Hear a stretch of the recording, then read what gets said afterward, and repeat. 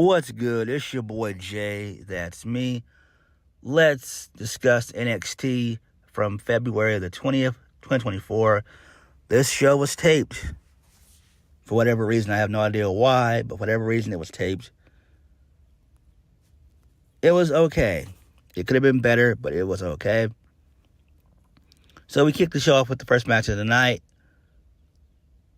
Lexis King versus Obafemi for the NXT North American Championship. Neither guy got an entrance, which sucked. I don't know why they don't do that.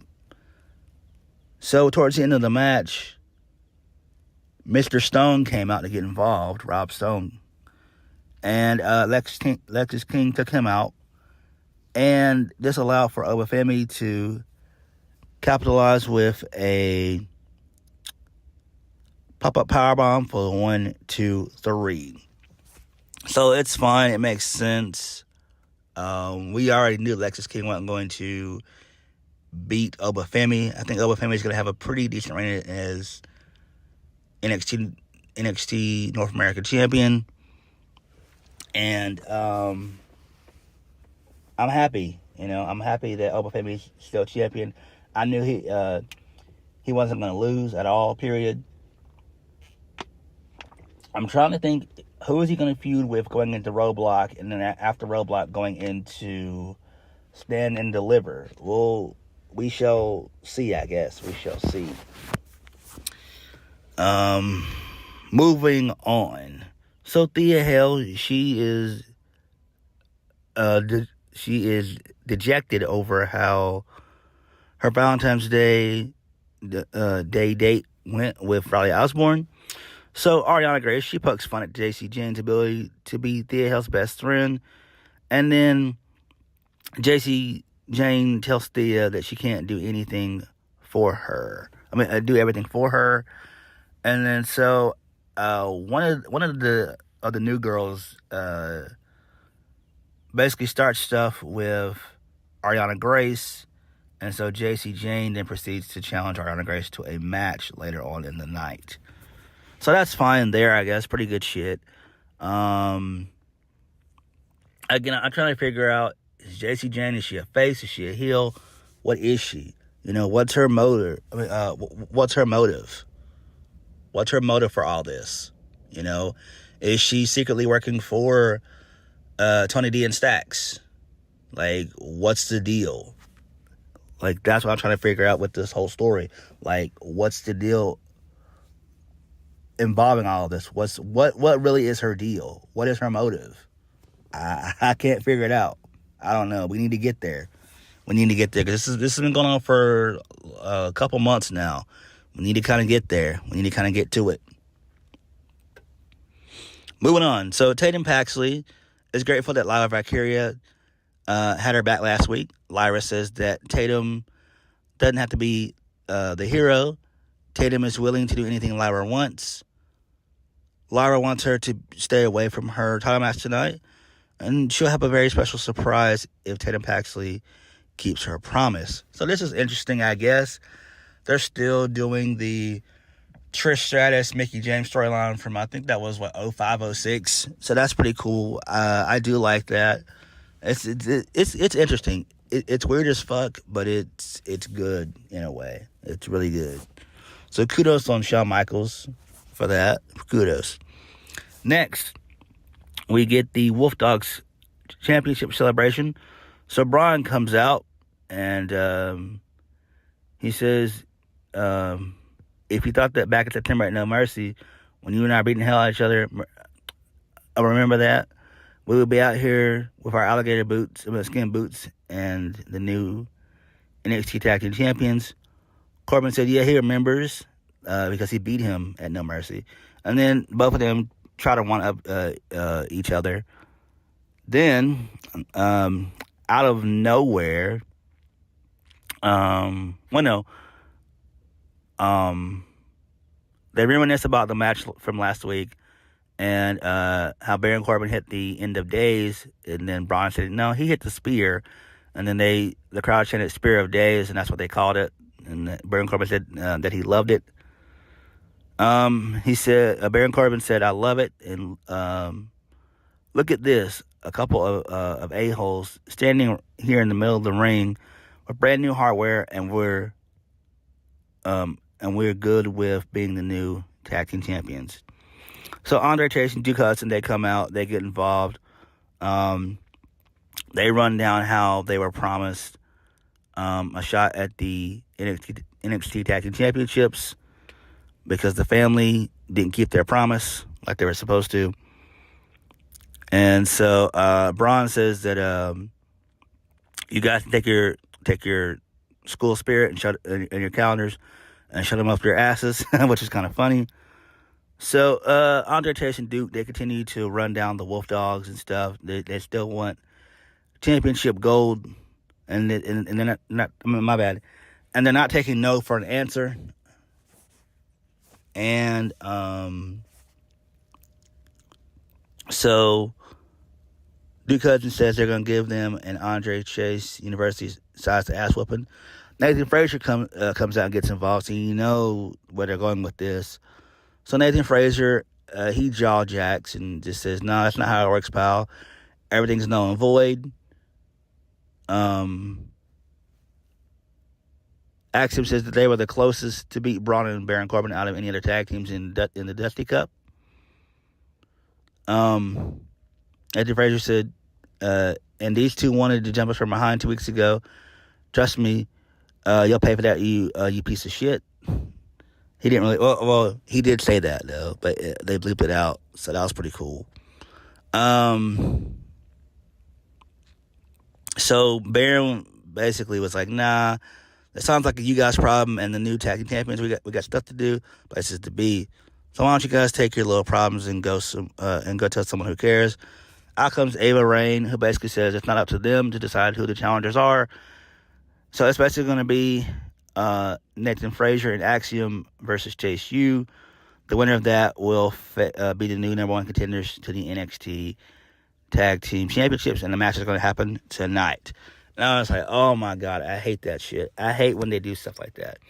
And why is Ava Raine, why is she still general manager? She needs to be the assistant. Again, she's what, 22?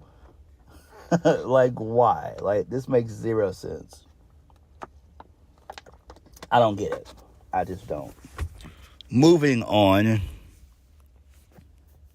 So, Kelly Kinnaid had a backstage interview with Roxanne Perez. Roxanne Perez says that Ren shows a lot of promise, and she sees a lot of herself in her. Being happy to be here just won't cut it. You'll see other superstars get opportunities that you deserve. Roxanne continues to complain about getting passed up. Along the way, you become callous to other people's feelings and realize that the only person that can make you happy around here is yourself. Lyra and Shotzi, Roxanne Perez hopes you're watching her match tonight because she'll be watching theirs. So this is fine. So Roxanne is starting to show heel-like tendencies, which I do like. So Roxanne Perez is starting to warm up on me. She's starting to grow on me. She really is. So this is quite interesting. Really good shit here. Really good shit. Moving on, we get another vignette involving the man with three faces. So that's cool, I guess. Moving on, Roxanne Perez versus Ren Sinclair. Roxanne Perez wins via the crossface. She does the pop rocks, and then she immediately turns that into the crossface, and then Sinclair taps out. So this is fine. This makes sense. I like it. Roxanne Perez, she showed some feistiness and some fire, so I do like that. So Noam Dar gives Last Legend some encouragement at her match tonight, and then the No Quarter Catch crew, they appear. They interrupt the conversation, and then Noam Dar said he's getting tired of them ruining the vibe of the Metaphors Lounge. Noam Dar has to adhere to a catch clause. Drew Gulak says that next week Noam Dar will find out who his opponent will be when they're all standing in the ring next week. And I'm just like, what the fuck is this shit? This is dumb. Like, for what? This is so stupid. You're not the Blackpool Combat Club. Like, enough. Like, seriously, this makes no sense. I mean, you know, it's going to be Charlie Dempsey is going to be the one to face Noam Dar. I mean, like, come on. He's been having his eyes on the trophy for the last, 2 weeks. I mean, come on, man. Well, actually, no. For the past 3 weeks. I don't get it. I don't get the shit. I don't. Moving on. So, let's lead this into Briggs, Josh Briggs and Brooks Jensen. So they have a little match. It was okay. It was all right. Josh Briggs gets the win via the two clotheslines from hell, and then post match, Josh Briggs, for whatever reason, hugs Jensen. So the match was okay. I mean, I get where they're going with this. You know, I do. I understand it. Moving on.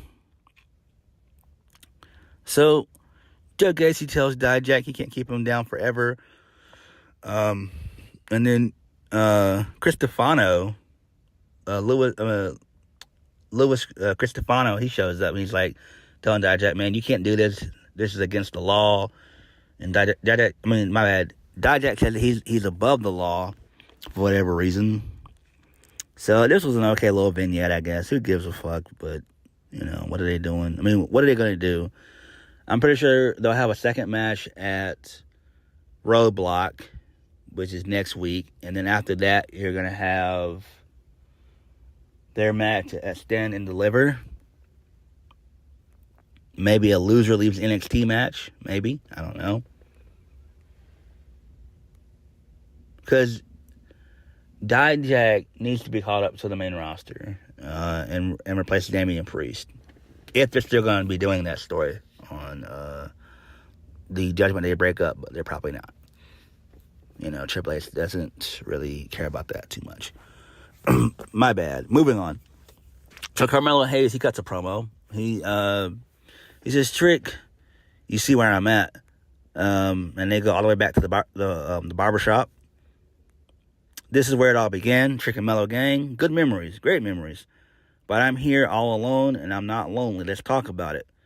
I'm here with my pride, knowing my principles are still intact, knowing the fact that I didn't have to snake my boy out of his spot.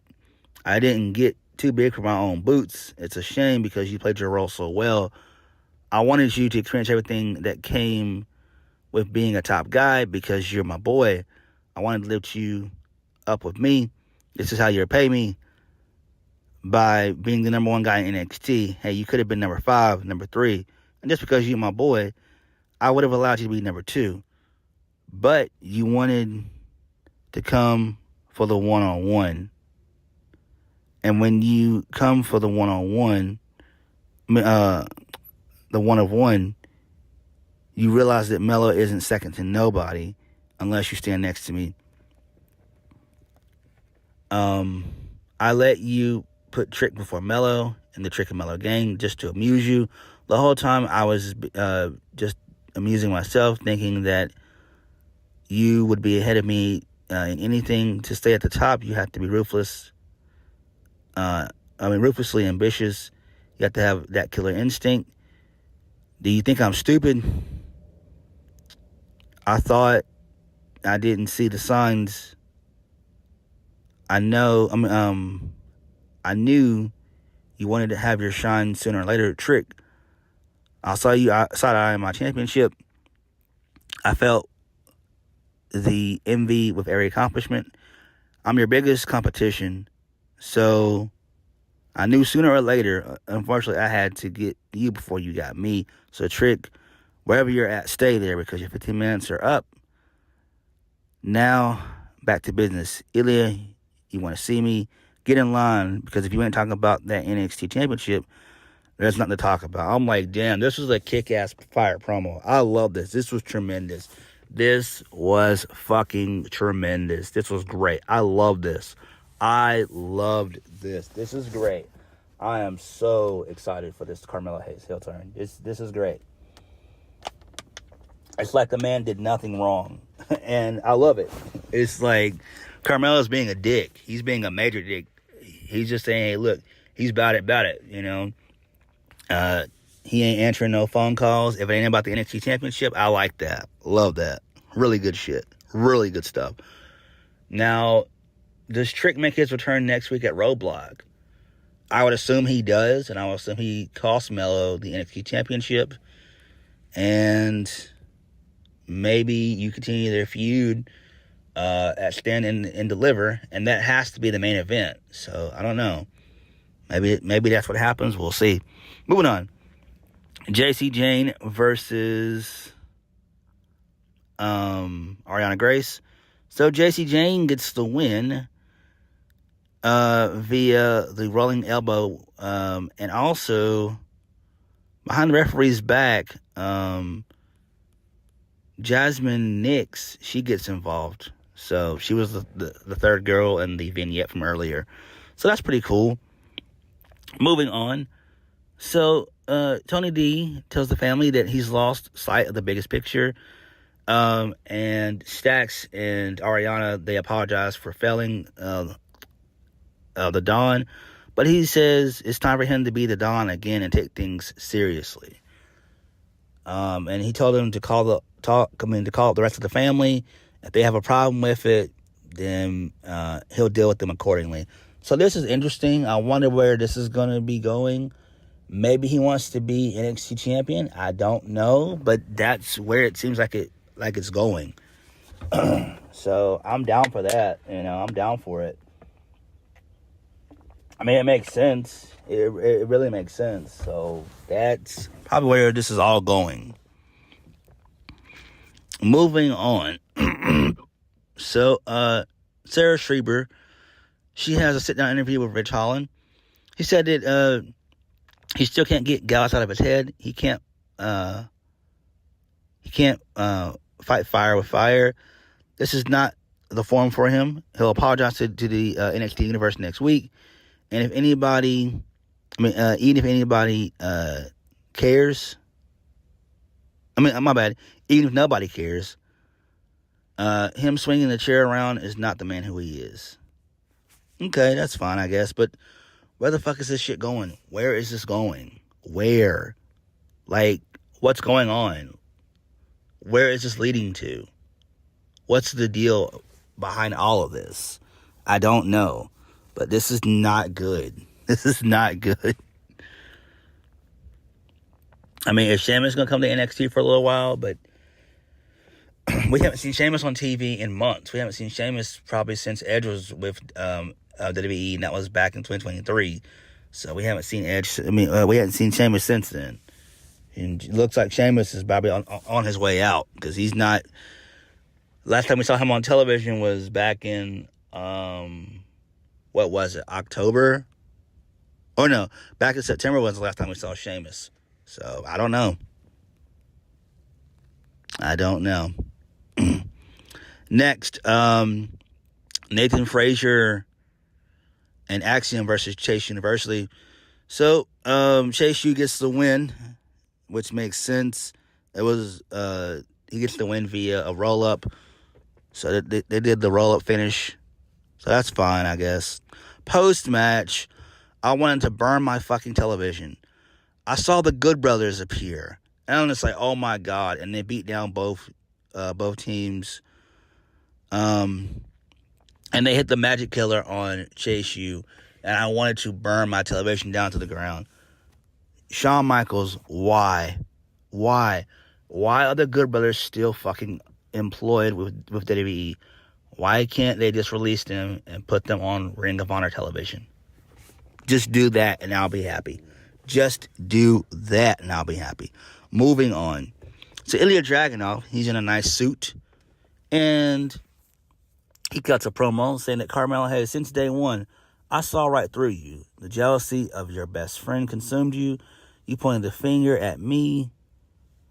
You're the complete opposite of me. You're a coward. Attacking Trick from behind. Doing the exact same thing to me. Melo, you're the lowest form of life. A rodent emerging from under my foot. I have what you seek, but I will see you at Roadblock under one condition. Show up next week face to face. Melo, come for the championship, because I'm coming for something more important, your soul. I'm just like, oh my god, this was fucking awesome. fucking awesome. This was great. Tremendous. Moving on. So we see Fallon Henley having a conversation with Thea Hale. Thea Hale said that she ruins everything. Fallon knows where she's coming from. Fallon tells Thea to take a walk with her so she can share her story. Interesting. Interesting stuff there, I guess. Next, Kalani Jordan versus Lash Legend. And Lash Legend gets the win. Because Izzy Dame and Kalani Jordan, Izzy Dame and, Izzy Dame and Kiana James, they got involved. So, they cost Kalani Jordan the match, which is fine. So, they finally are going to continue that feud. That's cool. Moving on. So, the Good Brothers, they tell Kelly Kinnaid that they'll be staying around in NXT for a while. And when it comes to the NXT Tag Team Championships, they're going to separate the men from the boys. Luke Gallows says that he didn't know Baron Corbin came to NXT to become the world's biggest comedian. Braun Breaker can look at the Good Brothers as heroes. The formula remains the same. It's a magic killer, a 1, 2, 3, and just a 2 sweet. And I'm just like, man, fuck this shit. Main event, Lyra Valkyria versus Shotzi. It was another contest. Shotzi gets injured. She hit her and she tore her ACL. So officials came out and waived off the match and everything else. So Shotzi's going to be out for quite some time. She injured her leg. It sucks. I don't know what happened. I watched the match and everything else. They did this during commercial for whatever reason. So this all happened during the commercial break. So then Ava comes out and Ava says due to the injuries that Shotzi suffered, she can't compete, but they're still getting an NXT Women's Championship match. Ava says it's now going to be an open challenge. Whoever comes out is going to be Lyra Valkyria's opponent, and it's Lash Legend. So Lyra Valkyria defeats Lash Legend via the splash from the top rope for the 1, 2, 3. So this is fine, I guess. It sucks that Shotzi's injured. It really does suck that she's injured. I wish her all the best. NXT was okay. I dug the Carmelo Hayes promo. That was kick ass. Same thing with Ilja as well. So I do like that. What I didn't like was the fucking Good Brothers. Fuck them. They need to be on Ring of Honor, meaning they need to be released from WWE. Go back to Tony Khan, and Tony Khan needs to put them on Ring of Honor television for the remainder of their careers. That would be tremendous. But NXT was okay for a tape show. What did you guys think? Like, comment, and subscribe. I'll catch you guys later. Peace.